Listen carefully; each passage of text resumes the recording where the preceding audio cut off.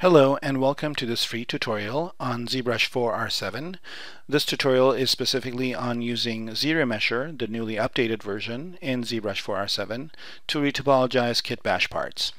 My name is KERMACO and I'm a concept designer, and I also go by the name KERMACO online, and you can see my website at KERMACO.com where you can look at my portfolio, and also I keep a blog.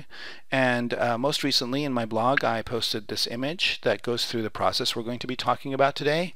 But I received a lot of questions and inquiries on how this is done, so I also thought it would be a good idea to record a short video to answer those questions and also run through the process. So you can download this image as a cheat sheet from my blog, and also I will keep this video on YouTube for you guys to refer back to if you encounter a situation where you need to use this method. So basically what we're going to do is we're going to take a kitbash part like this one, and retopologize it using a ZRemesher. Before this process we needed to do this in a manual way, and it usually takes a lot of time and kind of an arduous process, and if you have a lot of parts that have not been designed with good topology to start out with, it would take a long time. So hopefully this process will cut down on some of that time and help you guys with your retopology. So basically here's a part from a amazing artist called Vitaly Bulgarov, and this is part of his kitbash kits that we're going to be talking about. And as you can see here, the way Vitaly designs is he uses booleans and also beveling of edges, and when he does that they create these poles, and basically a pole is a vertex out of which a lot of edges come out, and with good topology rules you want to keep that under 6. So 6 is frowned upon, 3, 4, and 5 are fantastic, and anything over 6 is usually an area where it causes problems with topology. And as you can see here, we've got some poles that have 10 or 15 edges coming off of them, which really could cause some headaches for us with applications that require good topology. Another issue is that we have a lot of triangles, and with good topology we want that to be quads. So with Vitaly's workflow this doesn't matter, because he just wants the shape and he wants to get to it as fast as possible, and for the type of applications that he uses this does not matter. However, if you do need to have good topology with these parts, this might be a way to get that with the least amount of work. So this process goes through it, and that's what we're going to do in this video. So before we get started, however, I just wanted to mention where you can get these parts. So Vitaly, again, is an amazing artist. If you haven't seen his work, I highly recommend you at least check out the Black Phoenix project, and also check out some of the stuff he's done in movies. Just amazing designs and really cool robots and mechs. And in addition to that, he also sells these parts for a nominal fee on his website, so you can go ahead and take a look at them and purchase them if you want. And the one that we're going to be working with today is this one that he offers for free as something that you can look at as a test subject. So you can download that for, again, $0, and also work on it if you need to follow along with the tutorial. But again, I recommend taking a look at some of these other parts too. Really beautiful parts, probably some of the best out there, very well designed. However, all of them suffer from the topological issues we saw earlier. Another really good artist and a friend of mine, Kirill, also has some kitbash parts that he's offering on Gumroad, and he's got some gun parts and mech parts, and again for $10 or $5 you can get all these parts and build a library, and then you can just use these parts to build your new creations. And if you want to get free ones, there's quite a few available online as well. So here is a fellow by the name of Nick Gavako, and Nick has a bunch of kitbash parts that he's made available for free that you can download. And again, I don't know what the state of the topologies on these parts are, but again, using this process you can get better topology out of them, and there's quite a few of them, and I'm really amazed that he's offering these up for free. If he's got a donate option, make sure to donate something, because these look like they took him a long time to make, and it's always good to support artists. Another free website from which you can get parts is Bad King, which is an Australian website, and notice here that there's plenty of kitbash parts available in insert mesh brushes, and again these are all downloadable for free. You can also of course donate to this website as well, but if you need to use parts instead of making your own, you can start out with quite a beefy library just by getting using some of these ones that I mentioned on these web pages. So without further ado, let's go ahead and start the process in ZBrush and see how we can retopologize these parts. So here we are in ZBrush, and here is the part loaded, and when you import the part in, notice that it's got two of the same part kind of flipped around. We don't really need both, we just need one for this example, so I'm just going to hide the other one by selecting this one and delete hidden. So now we're just working with this one part. And as you can see, a beautifully designed part. This could be used like maybe as a shoulder pad or a shield or even a face, and you can use it to augment it with other parts to create your own machine or robot. So again, beautifully done. Edges are nice and crisp. Shape is beautiful. But as soon as we turn on the wireframe on it, we can see some of the problems I was talking about earlier, which are these edges that have a lot of, these vertices that have a lot of edges shooting out from them. And imagine that if you were to subdivide this, so because you want to add some surface damage or additional details or something like that, that each one of these little slivers of triangles would be subdivided, and you would get really unmanageable geometry very quickly, where these big fat triangles would have less geometry, and then you'd have these thin strips that have a lot of geometry in them that you really might not need.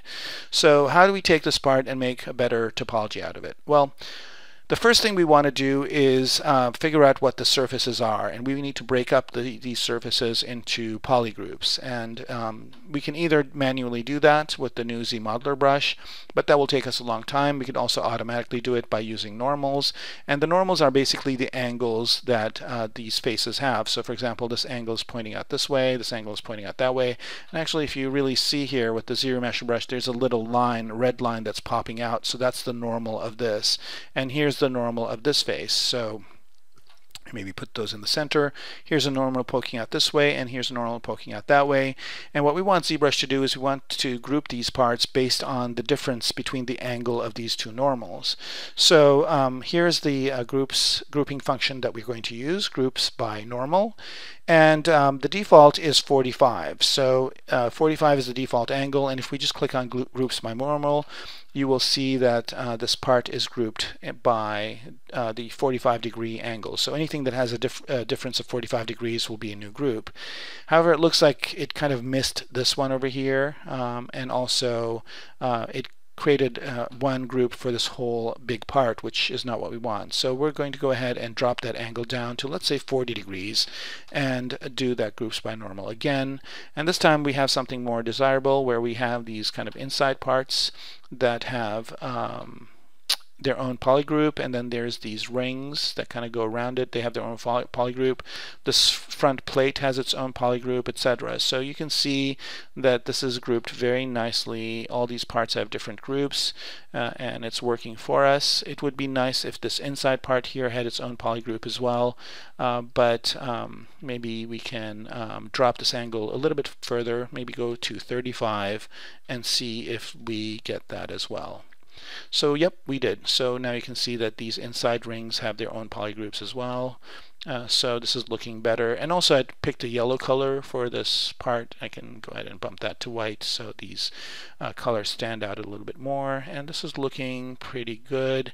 If I want to, I can even go a little bit further down to maybe 30 degrees and do a groups by normal here, and maybe get some more groups. And I think we have a good number here, so we will just move forward with what we've got. So now the next step is what we want to do here is we want to create edges, or sorry, curves that go around and border these polygroups. And to do that, we'll go into the stroke menu, and in the stroke menu specifically we want to bring out the curve functions, and in the curve functions we want to use this frame mesh option.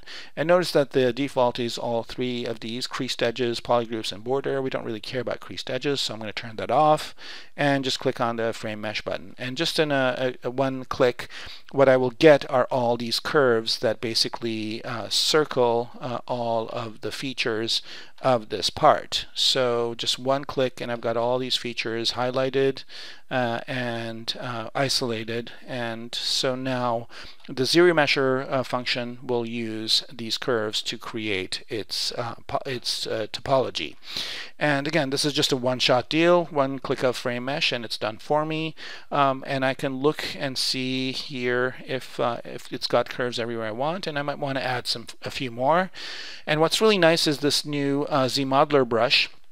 So if you press the B key and then press the Z key, you will notice that you will get your brushes, and then it will isolate it to the brushes that begin with the letter Z, and Zmodeler is the one you want. And with Zmodeler, if you are on a face and hit spacebar, you get polygon actions, right? And if you are on an edge, you get edge actions, and if you're on a vertex, you get vertex actions or point action. So we don't really want to do anything with polygons, so we're going to choose do nothing for that. We don't really want to do anything with vertices, so we are going to also use do nothing for that. But for edges, what we're going to do is we're going to choose add to curve. So now if we want to add a curve to an edge, we just point to it and click. Like for example, if I want to do this edge and this edge, now I've created a curve around those. Same here. So even though these weren't polygrouped, I want that to be kind of a island and over which the ZRemesher functions. So here we're going to do that on this side. So we'll add that, add this, and here we go. One thing to note here is that the add to curve function there's no delete. So if you want to remove one of the curves, undo is the way you need to go to do it. So I think this is good. So kind of give your model a look over just to make sure that it has curves everywhere you want them to. It's kind of a nice design. It looks like this thing's taking some sort of a bubble bath or something. And when you're satisfied with it, you're done with this part and you're ready to ZRemesh. So in the tool menu again, go to geometry and bring up the ZRemesher option here, and you will notice when you first start out that your curve strength is at 50, your adaptive size is at 50, and also you'll notice that your target poly count is usually at around 5 or something like that. So those are the defaults, and we'll start with that just to see what we get. However, one thing I do want to do right off the bat is, since we're going to be using these curves as the guides, I'm just going to bump that up to 100. So I'm just going to say we're going to use these curves. Please, whatever you do, ZRemesher, follow the guidelines of these curves. And if I just click on ZRemesher just real quick, then what that will do is it will churn for a few minutes, hopefully seconds, and then come up with a solution for us with the topology. So here it came out with the solution. Notice that since I had 5 for my target polygon count, it really didn't, it's kind of sparse in the way it's done. The topology looks kind of horrible because it's got kind of these holes here. It's got too few polygons. And also another thing to note here is that each one of these polygroups is retopologized by itself, so they're not really connected. So you notice here that this edge or this vertex here is not connected to this one. Of course, you can use the Zmodeler functionality to stitch them. So again, we're going to go to edge functions here and say do nothing, and then go to point functions and say stitch. And you can use the stitching option here to click on one point, one vertex. Let's choose one that'll be more obvious. So let's say I choose this vertex here and this vertex here, and now it's stitched that to that, and then I choose this vertex and this one, and it will stitch it to that. I don't know if that one will work. Maybe this one to here. And you can kind of stitch these together. It's kind of a process that takes a while, but you can, stitch these parts together. However, that solution wasn't one that would work for us, so what we could do here is we can bump up the target polygon count. And notice I have adaptive on here, so I'm going to bump this up to, let's say, 20 and ZRemesh it again. So again, ZBrush is going to take a few minutes and create another solution for me, and let's see if this one will be any better since I've given it some more geometry. One thing I should note while we're waiting here is that some of this geometry here is really good. So as you can see here, these lines are really good, but these lines on the inside, these edges have that problem I talked to you before. So we want to make sure we keep some of this good topology. It might be better to add some extra curves over here. But notice here, I don't know if you noticed, but the ZRemesher could not find a function. It gave me an error. That's because I don't have enough polygons. So I'm going to go ahead and bump this up to, let's say, 40, and then run ZRemesher again and see if that gives me a better solution. So this is where the progress of the ZRemesher is shown. So you can kind of see this line moving forward. And in a couple of seconds here, we'll have another solution. And here we go. This one is a little bit better. As you can see here, the flow of the edges is really nice. I still have that shape. I'm getting a little bit of chatter over here, which I might be able to fix by reprojecting a duplicate of this part. But this is looking a little bit better at a target poly count of 40. I can go up to 60 here as well, and then try that. And of course, with the Zmodeler, I can delete edges that I don't want. And also notice that even though this part is symmetrical, that the topology on one side is not as the same as the other side. So you might want to pick the side that has better topology and mirror that over so that your work is kind of cut in half. So some of this is working here, so it's kind of created a nice feature here for that edge. It's not as sharp as I'd like it to be, and probably if I up this target poly count to 80, I might get a sharper edge. But these edges have come out nicely here, and with a little bit of work, and if I turn off polyframe, you can see that I still have a little bit more of that shape. It's kind of a mess over here with these holes. But by adding more curves maybe to these edges here, I could get a better solution, and maybe I can tighten this up a bit too. Another thing you can do to tighten those up is also, of course, increase your adaptive size. So here I'm going to change that to 100, undo back to my initial state here, and run ZRemesher one more time. So this time I've got adaptive size at 100, I've got curve strength at 100, and my target poly count is either at 60 or 80. I forget what I chose, probably still 60. And again, ZRemesher will take a little bit of time and come up with a solution for us. And this one looks much better with these holes here. It's getting better and better over time. And again, I might throw some more geometry at it, and then once I'm done with that, I can go in and either in ZBrush itself delete whatever of these edges I don't feel are necessary, and then create edge loops by connecting up these pivots or vertices. And also, I can always export this as well and use target weld in Maya or some other application to do the work. But you can get pretty far, if not be able to do it completely in ZBrush now with the Zmodeler functionality. And notice that this kind of little groove over here is taken care of. And again, let me turn poly frame off. So it captured this feature. This looks like it's a mess over here. It's a little bit better on this side. But again, you know, if you spend a little bit of time going back and forth, and you notice that this basically took almost no time to ZRemesh, you can get a pretty good result, and then basically stitch it up, and then you're good to go. Now, another thing I should mention here is, again, let me bring up the wireframe and go back, is that if you don't want to connect it up yourself and you really don't care about elegant topology, you can use this freeze groups option, or freeze groups border option. So when you check that, what that will do is it will actually connect up all these parts together. So I'm going to do the exact same thing I did earlier, and just check that box and click on ZRemesher again and see what kind of solution I get there. And now what this will do is it will ZRemesh it, but the polygon distribution will not be as even as it was before, but it will keep those edges connected. And here is the result. As you can see, it kind of has a strange pattern inside, but it is all connected, so it's all just one contiguous piece.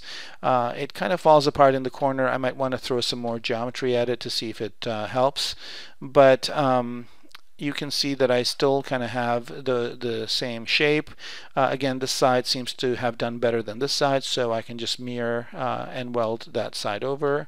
Again, some issues around here. I might need to add some curves to kind of isolate this part.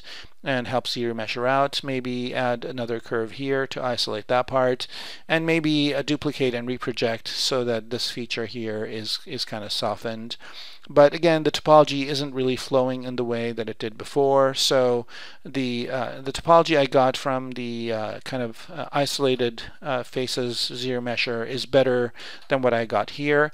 But sometimes, you know, if this part's going to be a smaller part that's going to be UV'd and maybe on a shoulder of a robot and it's going to be this big, you need the topology, but you don't really need to have it be so precise. You might be able to get away with this, so I thought I'd mention it as well. So in using this method, you're pretty much almost done. You just can smooth out some of those areas and maybe fix some of these areas by deleting polygons and whatnot. Again, by using Zmodeler, and you'll be done. Or again, you can choose not to use this freeze groups option and run it the way we did before, so that you get a better, kind of more evenly distributed topology that is more square shapes and, you know, is more conducive to sculpting on if you want to add maybe some sculptural damage or sculptural features such as surface noise and whatnot to your model. So again, you know, if I turn polyframe off, you'll see that this did a pretty decent job. Again, something that will need a little bit more work after the fact to connect up some edges, but you will end up with a nicely topologized version of that same shape. So that's basically the process, and hopefully you found this useful. If you did, please like the video. If you want to subscribe to my channel, I'll be posting a few more videos on ZBrush 4 R7 in the coming weeks and months, so you can be updated as to when I post those. And also, so that you can do that by subscribing to the YouTube channel. And if you have any questions or comments, please add them in the questions and comments. And thanks again for watching this video, and happy ZBrushing.